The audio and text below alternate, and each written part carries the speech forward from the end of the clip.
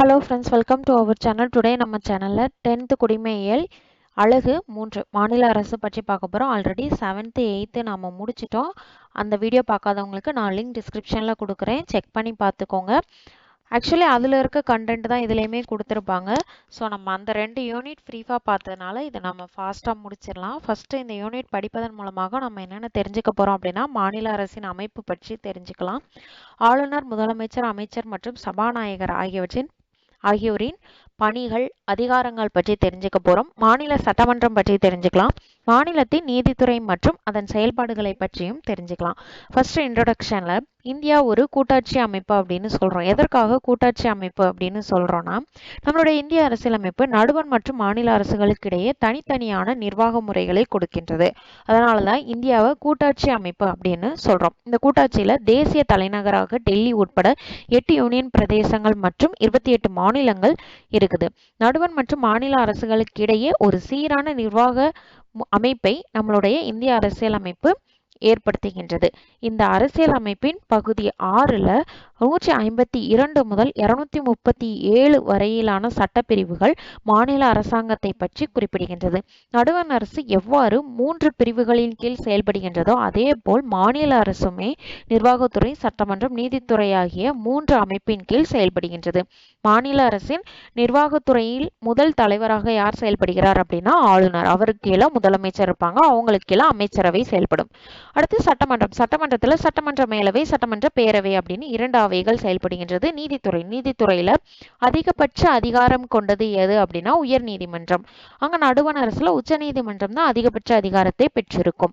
உயர் நீதிமன்றத்துக்கு கீழே மாவட்ட நீதிமன்றங்கள், அதற்கு கீழே மற்ற நீதிமன்றங்கள் செயல்படுகின்றது. முதல்ல நிர்வாகத்துறையில ஆளுநர் பற்றி பார்க்கலாம். மாநில நிர்வாகத்தின் அரசியலமைப்பு தலைவராக செயல்படுபவர் ஆளுநர். மாநில ஆளுநர் பெயரில் மாநில நிர்வாகம் முழுவதுமே செயல்படுகின்றது. ஒவ்வொரு மாநிலத்திற்கும் ஒவ்வொரு ஆளுநர் நியமனம் செய்யப்படுகிறார். இருந்தாலும் ஒரு சில சூழலின் காரணமாக ஒரு ஆளுநரை 1 அல்லது 2 மாநிலங்களுக்கு ஆளுநராக நியமிக்கப்படலாம். 1 அல்லது 2 அல்லது அதற்கு மேற்பட்ட மாநிலங்களுக்கும் ஒரே ஆளுநர் பணி நியமனம் செய்யப்படலாம். அரசியலமைப்பின் சட்டப்பிரிவு 154 மாநில ஆளுநரின் நிர்வாக அதிகாரத்தை பற்றி குறிப்பிடுகின்றது. ஆளுநரை குடியரசுத் தலைவர் தான் நியமனம் செய்கிறாரு. அவருடைய பதவி காலம் 5 ஆண்டுகள். குடியரசுத் தலைவர் விருப்பப்பட்ட அவருடைய பதவி காலத்தை நீட்டிக்கலாம். ஒருவர் அவருடைய சொந்த மாநிலத்தில் ஆளுநராக நியமனம் செய்யப்பட மாட்டார். குடியரசுத் தலைவரால் ஒரு மாநிலத்திலிருந்து இன்னொரு மாநிலத்திற்கு அவர் பணிமாற்றம் செய்யப்படலாம்.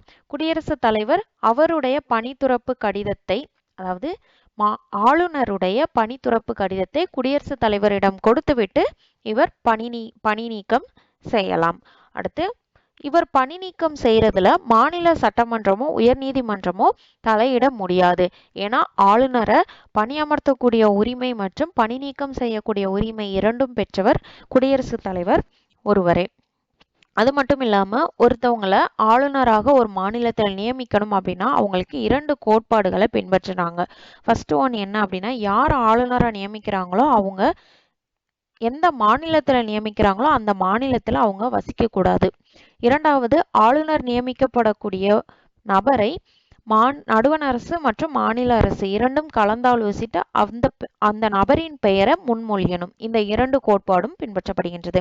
அரசியலமைப்பின் சட்டப்பிரிவு 158 3A படி ஒருத்தவங்க 2 அல்லது அதற்கு மேற்பட்ட மாநிலத்தின் ஆளுநராக நியமிக்கப்படலாம். அவ்வாறு நியமிக்கப்பட்டாங்க அப்படின்னா அவருடைய ஊதியம் மற்றும் படிகள் சம்பந்தப்பட்ட மாநிலங்கள் பிரித்து வழங்கக்கூடிய உரிமையை குடியரசுத் தலைவர் ஒரு ஆணை மூலமாக பிறப்பிக்கலாம். அதாவது ஒரு ஆளுநர் 2 மாநிலங்களுக்கு ஆளுநராக நியமிக்கப்படுறாங்க அப்படின்னா அவங்களுக்கு ஊதியம் வழங்குறாங்களே, அந்த ஊதியத்தை 2 மாநிலங்களும் சமமாக பிரித்து வழங்கலாம் அப்படின்ற உரிமையை குடியரசுத் தலைவர் ஆணையின் மூலமாக வழங்க முடியும். அடுத்து, ஆளுநர் ஆவதற்குரிய தகுதிகள் சட்டப்பிரிவு 157 58 இந்த 2மே ஆளுநர் ஆவதற்குரிய தகுதிகள் பற்றி விளக்குகின்றன. ஃபர்ஸ்ட், அவர் இந்திய குடிமகனாக இருக்கணும், 35 வயது நிரம்பியவராக இருக்கணும், நாடாளுமன்ற உறுப்பினராகவோ அல்லது சட்டமன்ற உறுப்பினராகவோ இருக்கக்கூடாது. அவங்க சட்டமன்ற உறுப்பினர், நாடாளுமன்ற உறுப்பினராக இருந்தாங்கன்னா அவங்க பதவி ஏற்ற பிறகு அந்த பதவியானது காலி செய்யப்படும். லாபம் தரக்கூடிய எந்த ஒரு தொழிலையுமே ஆளுநர் ஈடுபடக்கூடாது. ஆளுநருடைய அதிகாரங்கள் மற்றும் பணிகள் பற்றி பார்க்கலாம். ஆளுநர் மாநில நிர்வாகத்தின் தலைவராக செயல்படுவது மட்டுமில்லாம ஏராளமான அதிகாரங்கள் பெற்றவராகவும் திகழ்கின்றார். சட்டப்பிரிவு 163 தான் ஆளுநருடைய அதிகாரங்கள் மற்றும் பணிகளை பற்றி குறிப்பிடுகின்றது. ஃபர்ஸ்ட் ஆளுநரின் நிர்வாக அதிகாரங்கள் பற்றி பார்த்துடலாம். மாநில சட்டமன்ற தேர்தலில் பெரும்பான்மை பெற்ற கட்சியின் தலைவர் முதலமைச்சராக ஆளுநர் பணி நியமனம் செய்கிறார். அது மட்டும் இல்லாம முதலமைச்சர் பரிந்துரையின் கீழே அமைச்சரவையின் மற்ற உறுப்பினர்களையும் ஆளுநர் நியமனம் செய்கிறார். மாநில அரசு பணியாளர் தேர்வாணைய குழுவின் தலைவர் மற்றும் மற்ற உறுப்பினர்களையும் பணி நியமனம் செய்கிறார். மாநில தலைமை தேர்தல் அதிகாரியை நியமனம் செய்வரும் ஆளுநர் தான். ஆளுநர் மாநில பல்கலைக்கழகங்களின் வேந்தராக செயல்படுகிறார். அது மட்டும் இல்லாம துணை வேந்தர்களையும் பணி நியமனம் செய்வது ஆளுநர் தான். குடியரசுத் தலைவர் அவசர நிலை பிரகடனம் செஞ்சிட்டாங்க அப்படின்னா குடியரசுத் தலைவர் பேரில் நேரடியாக ஆளுநர் தான் ஆட்சி செய்வாரு. சட்டமன்றத்தில் ஆளுநரின் அதிகாரங்கள் என்னென்ன அப்படின்னா ஆளுநர் சட்டமன்ற கூட்டத்தை கூட்டவும் ஒத்திவைக்கவும் சட்டமன்றத்தை கலைக்கவும் உரிமை பெற்றுள்ளார். அது மட்டும் இல்லாம தேர்தல் முடிஞ்சு முதல் சட்டசபை ஆரம்பிக்கும் போதும் ஒரு ஆண்டின் முதல் கூட்டம் நடைபெறும் போதும் அவர்தான் முதலாக உரையாற்றுவார். நிலுவையில் இருக்கக்கூடிய மசோதா குறித்து சட்டமன்ற அவைகளுக்கு ஆளுநர் செய்தி அனுப்பலாம்.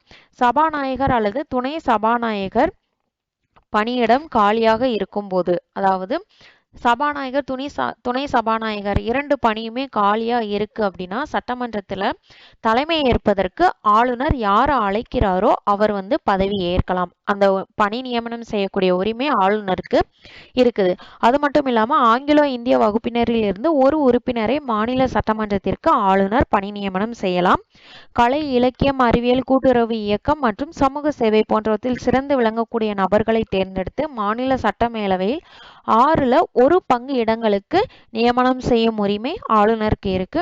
அது மட்டும் இல்லாம மாநில சட்டமன்றத்தால் நிறைவேற்றப்படும் ஒவ்வொரு மசோதாவையும் ஆளுநர் கையொப்பமிட்டால் மட்டும்தான் அது சட்டமாக இயற்றப்படும். இல்லை என்றால் அது சட்டமாகாது. சட்டமன்றத்தால் நிறைவேற்றப்பட்ட ஒரு மசோதா ஆளுநர் ஒப்புதலுக்காக அனுப்பப்படும் பொழுது ஆளுநர் அதை கையொப்பமிடலாம். இல்லை அப்படின்னா அதை நிறுத்தி வைக்கலாம் அல்லது மீண்டும் பரிசீலனை செய்வதற்காக சட்டமன்றத்திற்கே திருப்பி அனுப்பும் உரிமையும் ஆளுநருக்கு இருக்குது. அரசியலமைப்பின் சட்டப்பிரிவு 213 கீழ் ஆளுநர் மாநில சட்டமன்றம் நடைபெறாத போது அவசர சட்டத்தை பிறப்பிக்கலாம். இதே இது நடுவண் அரசுல பார்க்கும்போது அரசியலமைப்பு சட்டப்பிரிவு 123 கீழ் குடியரசுத் தலைவர் சட்டமன்றம் நடைபெறாத போது அவசர சட்டத்தை பிறப்பிக்கலாம். இந்த ரெண்டையுமே ஞாபகம் வச்சுக்கோங்க. ஆனாலும் அந்த அவசர சட்டம் 6 மாதத்திற்குள் மாநில சட்டமன்றத்தால் அங்கீகரிக்கப்பட வேண்டும். அப்படி அவங்க அங்கீகரிக்கப்படலை அப்படின்னா அவசர சட்டத்தை எந்த நேரத்திலும் ஆளுநர் திரும்ப பெற்றுக்கொள்ளும் உரிமை உண்டு. அடுத்து பாருங்க, மாநிலத்தில் ஆண்டு நிதிநிலை அறிக்கை, மாநில அரசு பணியாளர் தேர்வாணைய குழுவின் அறிக்கை, மாநில அரசின் தணிக்கை குழு அறிக்கைகளை சட்டமன்றத்தில் சமர்ப்பிக்கும் உரிமை ஆளுநர் தான் பெற்றிருக்கிறார். அடுத்து நிதி அதிகாரங்கள். மாநிலத்தின் ஆண்டு வரவு செலவு திட்டத்தை தயார் செய்து சட்டமன்றத்தில் அறிமுகம் செய்யும் உரிமை பெற்றவர் யார் அப்படின்னா ஆளுநர். அவர் நினைச்சாங்க அப்படின்னா துணை வரவு செலவு திட்டத்தையும் அறிமுகம் செய்யலாம். ஆளுநர் முன் அனுமதியுடன் தான் பண மசோதாவை சட்டமன்றத்தில் அறிமுகப்படுத்த முடியும். அதே மாதிரி இந்த பண மசோதாவை மக்களவையில தான் அறிமுகப்படுத்த முடியும், வேற அவையில அறிமுகப்படுத்த முடியாது. அரசின் எதிர்பாராத செயல்பாடுகளுக்கான ஆளுநர் அவசர நிதியிலிருந்து நிதி ஒதுக்கீடு செய்ய முடியும். பஞ்சாயத்து மற்றும் நகராட்சிகளின் நிதி நிலைகளை ஆய்வு செய்ய ஒவ்வொரு 5 ஆண்டிற்கு ஒரு முறை புதிய நிதி ஆணையத்தை நியமனம் செய்யும் உரிமை ஆளுநர் பெற்றுள்ளார். நீதித்துறையில ஆளுநருக்குரிய அதிகாரங்கள் என்னென்ன அப்படின்னா மாநில அரசின் தலைமை வழக்குரைஞரை நியமனம் செய்கிறார் ஆளுநர்.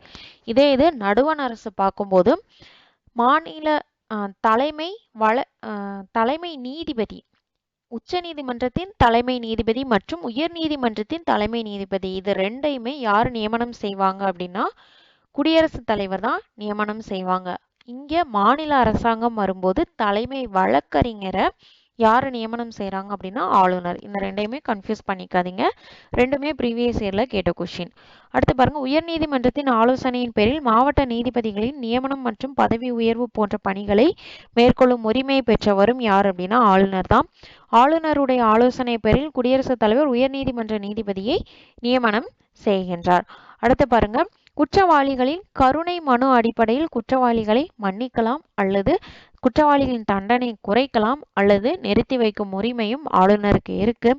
ஆனா மரண தண்டனை பற்றிய பரிசீலனையை ஆளுநரால் செய்ய முடியாது. இது ரொம்ப இம்பார்ட்டன்ட். அடுத்து விருப்புரிமை அதிகாரங்கள். இது நம்ம 8th புக்ல பார்க்கும்போது ஆளுநர் விருப்புரிமை அதிகாரத்தை செயல்படுத்தும் போது தன்னிச்சையாக செயல்படுகிறார் அப்படின்னு பார்த்தோம். அந்த விருப்புரிமை அதிகாரங்கள் என்னென்ன அப்படின்றத இதுல பார்த்துடலாம். குடியரசுத் தலைவரின் பரிசீலனைக்காக ஆளுநர் ஒரு மசோதாவை நிறுத்தி வைக்கும் உரிமை இருக்குது. இரண்டாவது, மாநில சட்டமன்ற பொதுத் தேர்தலில் எந்த ஒரு கட்சியுமே பெரும்பான்மை பெறல அப்படின்னா அவர் எந்த கட்சி தலைவரை ஆட்சி அமைக்க அழைக்கிறாரோ அவங்க தான் ஆட்சி அமைப்பாங்க. ஓகேவா? ஆளுநர் தான் எந்த கட்சி தலைவரை அழைக்கணும் அப்படின்ற உரிமை ஆளுநருக்கு தான் இருக்கு. அடுத்து, சட்டமன்றத்தில் நம்பிக்கை வாக்கெடுப்பின் பொழுது பெரும்பான்மையை நிரூபிக்க முடியாமல் போனால் அமைச்சரவையை ஆளுநர் கலைக்கலாம். அதே மாதிரி நடுவண் அரசுல யாரு கலைப்பாங்க அப்படின்னா குடியரசுத் தலைவர். இந்த மாதிரி நம்பிக்கை வாக்கெடுப்பின் பொழுது பெரும்பான்மை நிரூபிக்க முடியாம போச்சு அப்படின்னா குடியரசுத் தலைவரால் அந்த அமைச்சரவை கலைக்க முடியும். மாநில அரசாங்கத்துல ஆளுநர் இந்த செயலை செய்யறாரு. அடுத்து பாருங்க, அவசர கால அதிகாரங்கள். ஆளுநர் என்ன செய்வாரு அப்படின்னா, இங்க சட்ட அமைப்பு சரியில்லை அப்படின்னா ஒரு அவசர நிலையை அறிவிக்கும்படி ஒரு அறிக்கையை குடியரசுத் தலைவருக்கு அனுப்புவாங்க. ஆனா அதை பிறப்பிப்பது யார் அப்படின்னா குடியரசுத் தலைவர் தான். மாநில அவசர நிலை நமக்கு அரசியலமைப்பு சட்டப்பிரிவு 356ல கொடுத்திருக்காங்க. இப்படி அவசர நிலையை பிறப்பிச்சிட்டாங்க அப்படின்னா ஆளுநர் தான் குடியரசுத் தலைவரின் பிரதிநிதியாக மாநிலத்தை நிர்வாகம் செஞ்சிட்டு இருப்பாரு. அடுத்தது பாருங்க, ஆளுநரின் சிறப்பு உரிமைகள் என்னென்ன அப்படின்னா சட்டப்பிரிவு 366ல் 1 இதுதான் ஆளுநருக்கான சிறப்புரிமைகள் பற்றி குறிப்பிடுகின்றது.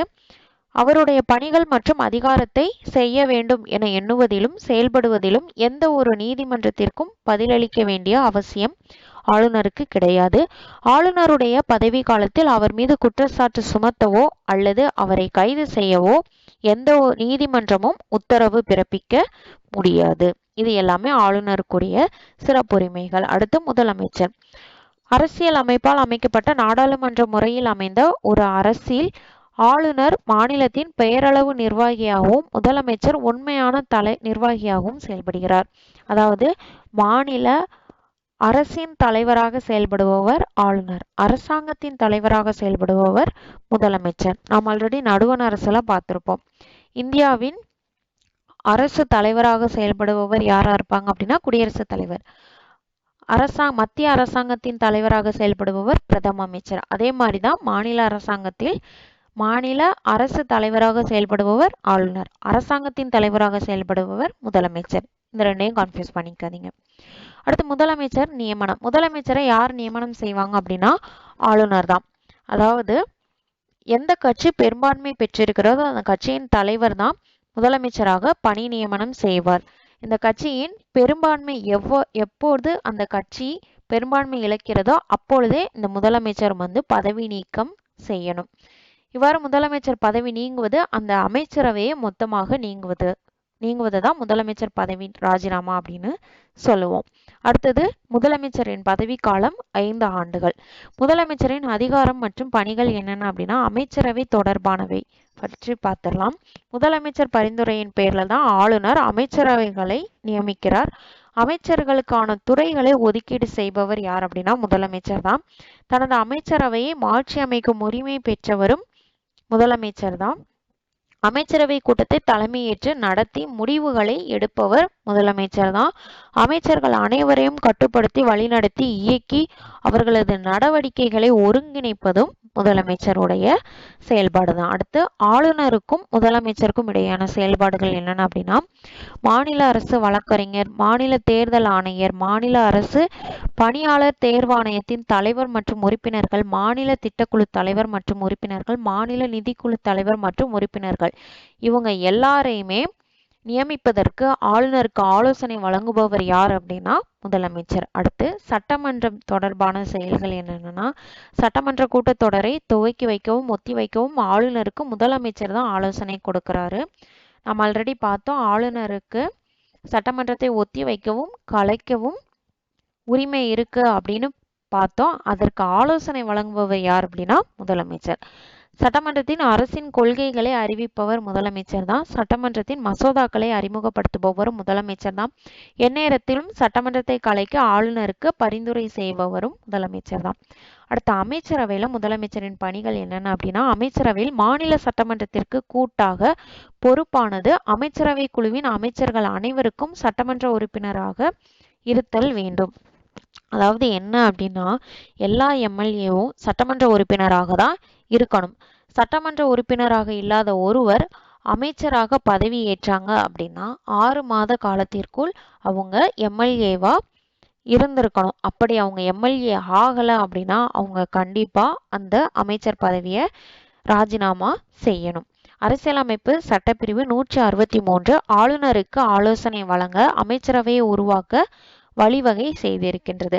அதே மாதிரி சட்டப்பிரிவு 163 ஒன்றின் படி முதலமைச்சரை தலைவராக கொண்ட அமைச்சரவை ஆளுநருக்கு தேவைப்படும் பொழுது உதவி செய்யவும் ஆலோசனை வழங்கவும் வேண்டும். இதே இது நடுவண் அரசுல யார் பண்ணுவாங்க அப்படின்னா, குடியரசுத் தலைவருக்கு பிரதம அமைச்சர், அப்புறம் பிரதம அமைச்சரை தலைவராக கொண்ட அமைச்சரவை குழு குடியரசுத் தலைவருக்கு தேவையான நேரங்கள்ல ஆலோசனை வழங்கும் அப்படின்னு பார்த்தோம். அதே மாதிரிதான் இங்கேயுமே முதலமைச்சர் மற்றும் முதலமைச்சரை தலைவராக கொண்ட அமைச்சரவை குழு ஆளுநருக்கு தேவையான டைம்ல என்ன செய்யறாங்க, ஆலோசனை வழங்குறாங்க. அடுத்தது பாருங்க, அமைச்சர்களுக்கான மற்ற விதிகள் என்னென்ன அப்படின்னா, சட்டப்பிரிவு 164 ஆளுநரால் முதலமைச்சர் நியமிக்கப்படுவதை கூறுகின்றது. முதலமைச்சர் உட்பட மொத்த அமைச்சர்களின் எண்ணிக்கை மொத்த உறுப்பினர்களில் 15 விழுக்காடை தாண்டாமல் இருக்கணும் அப்படின்னு சட்டப்பிரிவு 164 குறிப்பிடுகின்றது.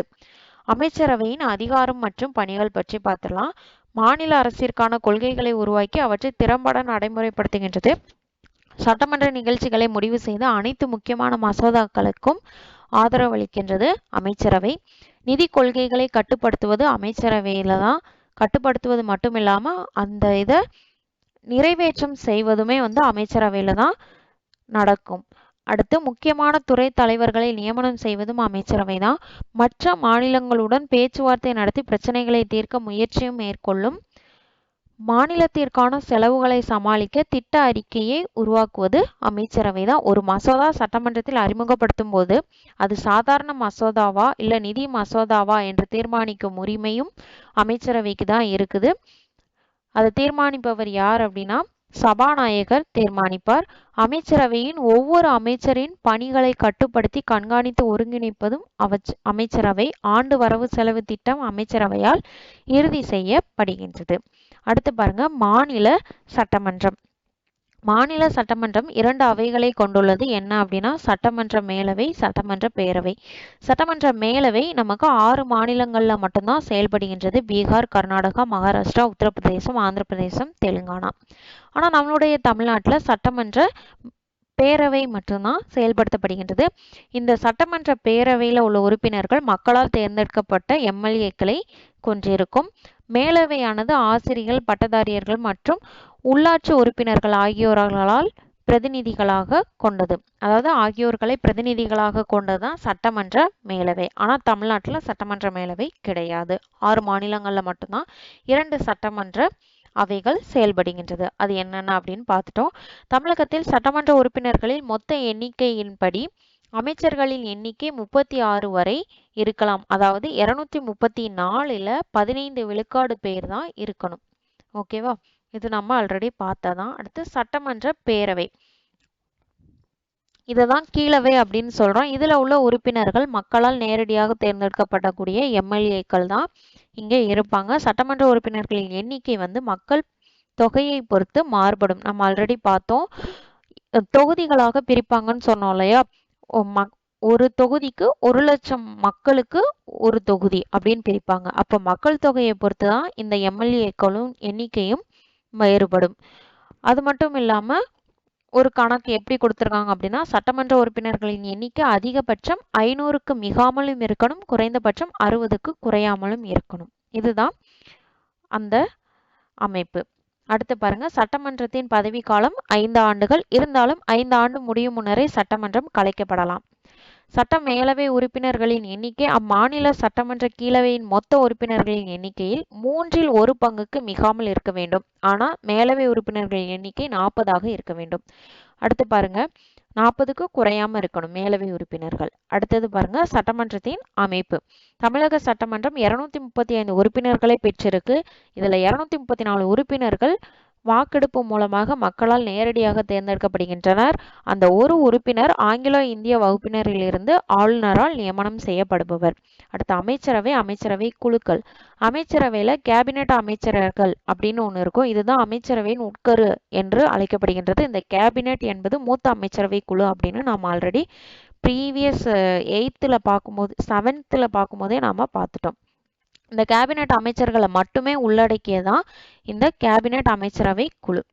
இதுதான் வந்துட்டு அமைச்சரவையின் உட்கரு அப்படின்னு சொல்றோம். அமைச்சரவை குழுக்கள் எனப்படும் வெவ்வேறு குழுக்கள் மூலம் கேபினெட் செயலாற்றுகிறது. அவற்றில் 2 வகைகள் உள்ளன. ஒன்று நிரந்தரமானது, மற்றொன்று தற்காலிகமானது. அடுத்தது பாருங்க, சபாநாயகர். சட்டமன்ற உறுப்பினர்களிடையே சபாநாயகர் மற்றும் துணை சபாநாயகர் தேர்ந்தெடுக்கப்படுகின்றார். அதாவது என்ன அப்படின்னா, சபாநாயகர் துணை சபாநாயகர் எம்எல்ஏக்களால் தான் தேர்ந்தெடுக்கப்படுறாரு. சட்டமன்றம் ஒரு தீர்மானத்தின் மூலம், அதாவது சபாநாயகரை நீக்கணும் அப்படின்னா அவருக்கு 14 நாட்களுக்கு முன்னாடியே அறிவிப்பு கொடுத்திருக்கணும். அப்படி கொடுத்தா மட்டும்தான் சபாநாயகரை பதவி நீக்கம் செய்ய முடியும். இதுவுமே நம்ம ஆல்ரெடி பார்த்த பாயிண்ட் தான். அதற்கு முன் சபாநாயகரை பதவி நீக்கம் செய்யும் தீர்மானத்தின் மீது வாக்கெடுப்பு நடக்கும் நேரத்தில் அவைக்கு வந்த பெரும்பாலான உறுப்பினர்கள் வாக்களித்து தீர்மானத்தை நிறைவேற்ற வேண்டும். ஆமா, அவரை பதவி நீக்கம் செய்யணும் அப்படின்னா அதுக்கு ஒரு ஓட் நடத்துவாங்க. அந்த வாக்களிப்புல நிறைய பேர் வந்துட்டு அவரை பதவி நீக்கம் செய்யுங்க அப்படின்னு சொல்லிட்டு ஓட் போட்டிருக்கணும் அன்னைக்கு பிரசன்ட் ஆனவங்கள. அடுத்து சபாநாயகர் சட்டமன்றம் கலைக்கப்படும் பொழுது அவருடைய பதவியை இழக்க மாட்டாரு. புதிய சட்டமன்றத்தின் முதல் கூட்டம் நடைபெறும் வரைக்கும் சபாநாயகர் பதவியை தொடர்ந்துகிட்டு தான் இருப்பாரு. சபாநாயகர் இல்லாதப்போ அவருடைய பணியை துணை சபாநாயகர் செய்வாங்க. 2 பேருமே அதாவது 2 பதவியிலையுமே ஆட்கள் இல்லை அப்படின்னா ஆளுநர் ஒரு எந்த எம்எல்ஏவை கூப்பிட்டு பதவி அமர்த்துறாரோ அவர் தான் சபாநாயகராக செயல்படுவார். அடுத்தது பாருங்க, சட்டமன்ற மேலவை. சட்ட மேலவை இதை விதான் பரிஷித் அப்படின்னு அழைக்கிறோம். இந்திய மாநில சட்டமன்றங்களில் ஒரு அங்கமாக செயல்படுவது இந்த சட்டமன்ற மேலவை. இந்தியாவில் 28 மாநிலங்கள்ல 6 மாநிலங்கள்ல மட்டும்தான் இந்த சட்டமன்ற மேலவை செயல்படுகின்றது. இந்த ஈரவை சட்டமன்றத்தில் மறைமுக தேர்தல் மூலமாக உறுப்பினர்கள் தேர்ந்தெடுக்கப்படுகிறாங்க. இந்த சட்ட மேலவை உறுப்பினர்களின் பதவி காலம் 6 ஆண்டுகள். இதே மாதிரிதான் மத்திய அரசுல ராஜ்யசபா, அதாவது மாநிலங்களவையில் உள்ள சட்ட மேலவை உறுப்பினர்களின் பதவி காலம் 6 ஆண்டுகள் அப்படின்னு பார்த்தோம். அது மட்டும் இல்லாம ஒவ்வொரு 2 ஆண்டிற்கு ஒரு முறை 1/3 உறுப்பினர்கள் ஓய்வு பெறுவாங்க. அடுத்து அந்த ஓய்வு பெற்ற உறுப்பினர்களை மீண்டும் பணியமர்த்துவதற்கு மறுமுறை தேர்தல் நடைபெறும். அடுத்து 30 வயது நிரம்பியவராக இருத்தல் வேண்டும். தெளிவான மனநிலை உடையவராக இருத்தல் வேண்டும். இந்த சட்ட மேலவை உறுப்பினர் ஆவதற்குரிய தகுதிகள். அடுத்து எந்த மாநிலத்தில் போட்டியிடுறாங்களோ அந்த மாநிலர் வாக்காள பட்டியலில் அவருடைய பெயர் இடம்பெற்றிருக்க வேண்டும். அடுத்தது 1986 இயற்றப்பட்ட தமிழ்நாடு சட்ட மசோதாவை சட்ட மேலவை நீக்கம். மசோதா மூலம் தமிழ்நாட்டில் சட்ட மேலவை நீக்கப்பட்டது. இச்சட்டம் 1986 நவம்பர் 1 நாளன்று நடைமுறைக்கு வந்தது. அதாவது சட்ட மேலவை நம்ம இதில் இல்லை அப்படின்னு சொன்னோமா, அது நம்ம தமிழ்நாட்டில் எப்போ நீக்கியிருக்காங்க அப்படின்னா 1986 நவம்பர் 1 இந்த சட்ட மேலவையானது நீக்கப்பட்டது. அதுக்கு அடுத்துல இருந்து சட்டப்பேரவையான கீழவை மட்டும்தான் தமிழ்நாட்டில் செயல்பட்டு வருகின்றது. அடுத்த சட்ட மேலவைக்கான தேர்தல் எவ்வாறு கொண்டு வர்றாங்க அப்படின்னா 1/3 உறுப்பினர்கள் உள்ளாட்சி அமைப்புகளால் தேர்ந்தெடுக்கப்படுகிறார். அடுத்து 12/1 உறுப்பினர்கள் பட்டதாரிகளால் தேர்ந்தெடுக்கப்படுகின்றனர். அடுத்து 12/1 உறுப்பினர் பட்டதாரி ஆசிரியரால் தேர்ந்தெடுக்கப்படுகிறார். 3/1 உறுப்பினர்கள் சட்டமன்ற பேரவை உறுப்பினர்களால் தேர்ந்தெடுக்கப்படுகிறார். அதாவது எம்எல்ஏக்களால் 3/1 தேர்ந்தெடுக்கப்படுவார். அடுத்த 6/1 உறுப்பினர் ஆளுநரால் தேர்ந்தெடுக்கப்படுவார். இவங்க கலை, இலக்கியம், அறிவியல், சமூக சேவை மற்றும் கூட்டுறவு இயக்கம் இவற்றில் சிறந்து விளங்குபவராக இருப்பாங்க. அடுத்து தலைவர். மேலவை தலைவர் மேலவை கூட்டத்தை தலைமையேற்று நடத்துபவர் தான் மேலவை தலைவர். இது சேர்பர்சன் அப்படின்னு சொல்லுவோம். மேலவை உறுப்பினர்களுக்கிடையே தலைவர் மற்றும் துணைத் தலைவர் தேர்ந்தெடுக்கப்படுகிறார். அதற்கு வாக்களிப்பவங்க யாரு அப்படின்னா சட்டமேலவை உறுப்பினர்கள் தான் வாக்களிப்பாங்க. தலைவர் இல்லாத போது துணைத் தலைவர் கூட்டத்தை தலைமையேற்று நடத்துவாங்க.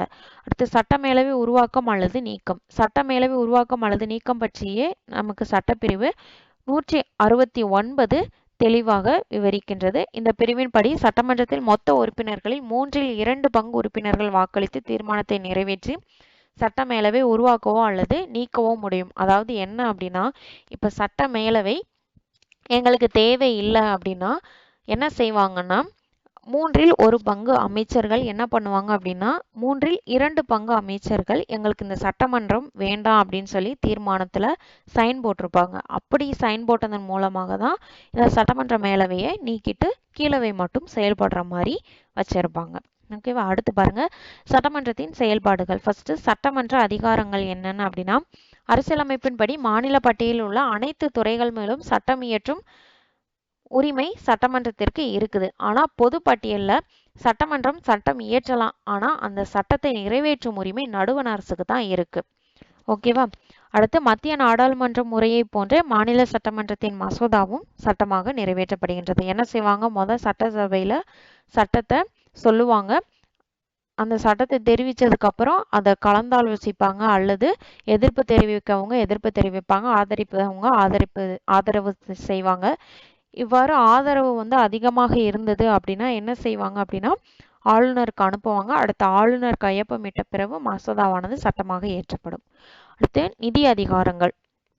பண மசோதாவை கீழவையில மட்டும்தான் அறிமுகப்படுத்த முடியும்.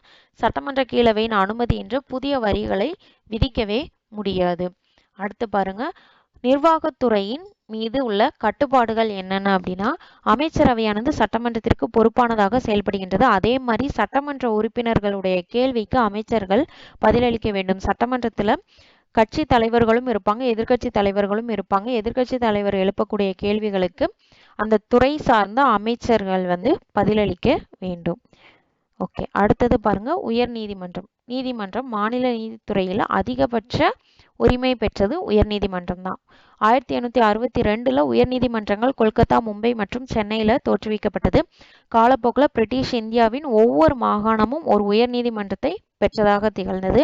1950க்கு பிறகுதான் உயர் நீதிமன்றங்கள் அண்டை மாநிலங்களுக்கும் உயர் நீதிமன்றங்களாக செயல்படுத்தப்பட்டது. அதாவது ஒரே உயர் நீதிமன்றத்திற்கு 2 மாநிலங்கள் இருப்பது, 2 மாநிலங்கள் ஒரே உயர் நீதிமன்றத்தை ஷேர் பண்ணிக்கும், அதுதான் சொல்லியிருக்காங்க. அது எப்போ செயல்படுத்தப்பட்டதுன்னா 1950க்கு பிறகுதான். மாநில அளவில் உயர் நீதிமன்றங்கள் தான் மிக உயர்ந்த நீதிமன்றங்களாக செயல்படுகின்றது. ஆனா இந்திய அளவுல உச்ச நீதிமன்றம் தான் உயர்ந்த அதிகாரத்தை பெற்று திகழும். அடுத்தது பாருங்க, இந்திய அரசியலமைப்பு சட்டம் ஒவ்வொரு மாநிலத்திற்கும் ஒரு உயர் நீதிமன்றத்தை தோற்றுவிக்க வழிவகுக்கின்றது. ஆனா 1956 7வது திருத்த சட்டம் 2 அல்லது 2க்கு மேற்பட்ட மாநிலங்கள், யூனியன் பிரதேசங்களுக்கு ஒரு பொதுவான உயர் நீதிமன்றத்தை நிறுவ நாடாளுமன்றத்திற்கு அங்கீகாரம் வழங்கியது. எப்போ அப்படின்னா 1956. எந்த சட்டத்திருத்தம் அப்படின்னா 7வது சட்டத்திருத்தம். அதன்படி பஞ்சாப், ஹரியானா, யூனியன் பிரதேசமான சண்டிகர் இந்த 3 பகுதிகளுக்குமே ஒரே ஒரு உயர் நீதிமன்றம் பொது நீதிமன்றமாக செயல்படுகின்றது. இது நமக்கு ப்ரீவியஸ் இயர் கொஸ்டின். எந்த மாநிலங்கள் உயர் நீதிமன்றங்களை பகிர்ந்து கொள்கின்றன, ஒரே ஒரு உயர் நீதிமன்றத்தை பகிர்ந்து கொள்கின்றது அப்படின்னு கேட்டாங்க. என்னென்ன அப்படின்னா பஞ்சாப், ஹரியானா, யூனியன் பிரதேசமான சண்டிகர், இந்த 3க்குமே ஒரே ஒரு உயர் நீதிமன்றம் தான் இருக்குது. இதே மாதிரி ஹவுகாத்தியில் இருக்கக்கூடிய உயர் நீதிமன்றம் 4 வடகிழக்கு மாநிலங்களான அஸ்ஸாம், நாகாலாந்து, மிசோரம், அருணாச்சல பிரதேசம் போன்றவைகளுக்கு பொது நீதிமன்றமாக செயல்படுகின்றது. அதற்கு கிளை நீதிமன்றங்களும் இருக்குது. அது என்னென்னா இட்டாநகர், கொஹிமா, ஐஸ்வால் ஆகிய இடங்கள்ல கிளை நீதிமன்றங்கள் அமைந்துள்ளது. டெல்லி ஒரு மாநிலமாக இல்லை, இருந்தாலும் தனக்கென்று ஒரு சொந்தமாக உயர் நீதிமன்றத்தை டெல்லி பெற்றுள்ளது. ஒவ்வொரு நீதிமன்றமும் தலைமை நீதிபதி மற்றும் பல நீதிபதிகளை பெற்றுள்ளது. உயர் நீதிமன்ற நீதிபதிகளின் எண்ணிக்கை மாநிலத்திற்கு மாநிலம் மாறுபடும். ஏன்னா மக்கள் தொகையை பொறுத்து தான் அந்த உயர் நீதிமன்ற நீதிபதிகளின் எண்ணிக்கையும் இருக்கும். உயர் நீதிமன்ற நீதிபதிகளின் எண்ணிக்கை குடியரசுத் தலைவரால் தீர்மானிக்கப்படுகின்றது. தற்போது இந்தியாவில் 28 மாநிலங்கள் மற்றும் 9 யூனியன் பிரதேசங்களும் சேர்ந்து 25 உயர் நீதிமன்றங்கள் செயல்பட்டு கொண்டு வருகின்றது. இந்தியாவில் மொத்தம் 25 உயர் நீதிமன்றங்கள் இருக்குது. இதுவும் ரொம்ப இம்பார்ட்டன்டான பாயிண்ட். அடுத்து உயர் நீதிமன்ற நீதி வரையறை மற்றும் அதிகாரங்கள். தனக்கே உரிய நீதி வரையறை. அதாவது என்ன அப்படின்னா நேரடியாக உயர்நீதிமன்றத்திற்கு வரக்கூடிய வழக்குகள் தான் தனக்கே உரிய நீதி வரையறையின் கீழே செயல்படும். பாருங்க, சென்னை, மும்பை, கொல்கத்தா நீதிமன்றங்கள் தங்களுக்கு நீதி வரையறை அதிகாரங்களுடன் மேல்முறையீட்டு வழக்குகளை விசாரிக்கும் அதிகாரங்களையும் பெற்றுள்ளது. நெக்ஸ்ட் பாருங்க, 1862ஆம் ஆண்டு ஜூன் 26ஆம் நாள் விக்டோரியா மகாராணி வழங்கிய காப்புரிமை கடிதத்தின் மூலம் சென்னை, மும்பை, கொல்கத்தா ஆகிய மாகாணங்களில் உயர்நீதிமன்றம் தோற்றுவிக்கப்பட்டது. யாரு அந்த கடிதம் அனுப்புனாங்க அப்படின்னா விக்டோரியா மகாராணி. எப்போ அப்படின்னா 1862 ஜூன் 26 அவரால் தான் சென்னை, மும்பை, கொல்கத்தாவில் நீதிமன்றம் தோற்றுவிக்கப்பட்டது. இதுல மெட்ராஸ் உயர்நீதிமன்றம் வளாகம் தான் உலகிலேயே 2வது பெரிய நீதித்துறை வளாகமாக இருக்கின்றது. அப்போ முதல் நீதித்துறை வளாகம் எங்க இருக்குன்னா லண்டன்ல இருக்குது. அடுத்தது பாருங்க, மேல்முறையீட்டு நீதி வரையறை. அதாவது என்ன அப்படின்னா உயர்நீதிமன்றங்கள் தங்களிடம் வரக்கூடிய மேல்முறையீட்டு வழக்குகளையும் கீழ் நீதிமன்றங்களிலிருந்து வரக்கூடிய மேல்முறையீட்டு வழக்குகளையும் விசாரிக்கின்றது. அந்த என்னென்ன அப்படின்னா உரிமையியல் மற்றும் குற்றவியல், இந்த இரண்டையும் விசாரிக்கும் உரிமை உயர்நீதிமன்றத்திற்கு இருக்கு. அடுத்து பேராணை அதிகாரங்கள். இத சட்டப்பிரிவு 226 அடிப்படை உரிமைகளுக்கு மட்டும் இல்லாம மற்ற நோக்கங்களுக்காகவும் பேராணை வெளியிடக்கூடிய அதிகாரத்தை உயர்நீதிமன்றம் பெற்றுள்ளது. சட்டப்பிரிவு 32 கீழ் உச்சநீதிமன்றம் வழங்கக்கூடிய நீதி பேராணைகள், ஆணைகள் மற்றும் வழிகாட்டுதல் போன்றவை உயர்நீதிமன்றமும் அவைகளை வழங்க அதிகாரம் பெற்றுள்ளது. அதாவது உச்சநீதிமன்றத்திற்கு சட்டப்பிரிவு 32 கீழ் என்னென்ன அதிகாரம் இருக்கோ அதே அதிகாரம் உயர்நீதிமன்றத்திற்கும் இருக்கு அப்படின்னு சொல்லியிருக்காங்க. இந்த சட்டப்பிரிவுகளின் கீழ் நீதி பேராணைகளை வெளியிட உயர்நீதிமன்றங்களுக்கு வழங்கிய அதிகாரம் பெரியதாக செயல்படுகின்றது. அடிப்படை உரிமைகள் மீறப்படாமல் மட்டுமே உச்சநீதிமன்றம் இவைகளை வெளியிட்டிருக்குது. அடுத்தது பாருங்க, மேற்பார்வை அதிகாரம். மேற்பார்வை அப்படின்னா கீழ் நீதிமன்றங்கள்ல கொடுக்கப்பட்ட அதிகாரங்களை திரும்ப பெறக்கூடிய அதிகாரமும் உயர்நீதிமன்றத்திற்கு இருக்கு. அது மட்டும் தன்னுடைய அதிகார எல்லை வரை இருக்கக்கூடிய அனைத்து நீதி பேராணைகளையும் கண்காணிக்கும் உரிமை, அனைத்து நீதிமன்றங்களையும் கண்காணிக்கும் உரிமை உயர்நீதிமன்றத்திற்கு இருக்கு. ஆனா இராணுவ நீதிமன்றங்களை மட்டும் இது மேற்பார்வை இடாது. அது மட்டும் இல்லாம பரிந்துரைக்கப்படும் முறைகளில் கீழ் நீதிமன்றங்கள் புத்தகங்கள், பதவிகள், கணக்குகளை பராமரிக்கும் உரிமை, ஷெரீப், எழுத்தர்கள், அலுவலர்கள் மற்றும் சட்ட வல்லுநர்கள் ஆகியோருக்கான கட்டணத்தை செலுத்தும் உரிமையும் உயர்நீதிமன்றத்திற்கு இருக்குது. அடுத்து ஆவணங்களின் பாதுகாப்பு பெட்டகம். அதாவது என்ன அப்படின்னா ஏற்கனவே ஒரு வழக்கு இதுக்கு முன்னாடி நடைபெற்றிருக்கு. இந்த பாதுகாப்பு பெட்டகத்துல என்ன வச்சிருப்பாங்க அப்படின்னா வழக்குகள் தொடர்ந்து நடைபெற்று கொண்டே இருக்கும் இல்லையா, அந்த வழக்குகளை ரெக்கார்ட் பண்ணி வச்சுட்டே வருவாங்க. இப்போ ஏற்கனவே ஒரு 30 வருஷத்துக்கு முன்னாடி நடைபெற்ற அதே வழக்கு இப்போ நடைபெறுது அப்படின்னா அந்த 30 வருஷத்துக்கு முன்னாடி என்ன தீர்ப்பு வழங்கினாங்களோ அதே தீர்ப்பை இந்த வழக்குக்கு வழங்குவாங்க. இஃப் சப்போஸ் இந்த மாதிரியான வழக்கை பார்க்கல அப்படின்னா கடந்த 30 ஆண்டுகளில் இந்த மாதிரியான வழக்கை நீதிமன்றம் சந்தித்ததில்லை அப்படின்னு நம்ம நிறைய மூவிஸ்ல பார்த்திருப்போம். அதுதான் சொல்றோம். இதுதான் ஆவணங்களின் பாதுகாப்பு பெட்டகம். ஒவ்வொரு வழக்குகளுக்கும் என்னென்ன தீர்ப்பு வழங்குறாங்க அப்படின்றத ரெக்கார்ட் பண்ணி வச்சுட்டே வருவாங்க. அதுதான் சொல்றாங்க. இந்த ஆவணங்களில் நீதி பாதுகாப்பு பெட்டகமாக உயர்நீதிமன்றமும் செயல்பட்டு கொண்டு வருகின்றது. இதோட நமக்கு இந்த பாடம் முடியுது. நம்ம புக் பேக் கொஸ்டின் நெக்ஸ்ட் வீடியோல பார்க்கலாம். வீடியோ பிடிச்சிருந்தா சப்ஸ்கிரைப் பண்ணுங்க, லைக் பண்ணுங்க, ஷேர் பண்ணுங்க. தேங்க்யூ.